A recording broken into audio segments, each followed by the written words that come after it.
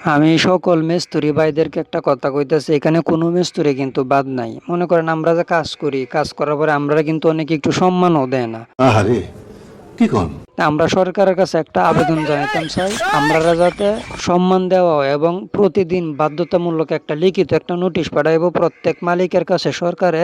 আমরা 11টা বাজে নাস্তা এবং দুপুরের খাবার বাধ্যতামূলক দিতে হইব।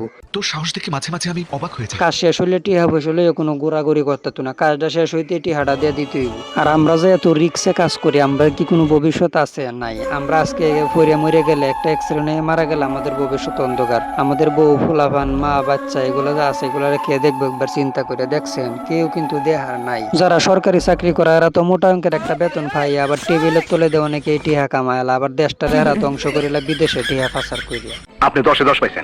এখনো সময় আছে, মিস্ত্রি ভাইয়েরা আন্দোলনে নামেন।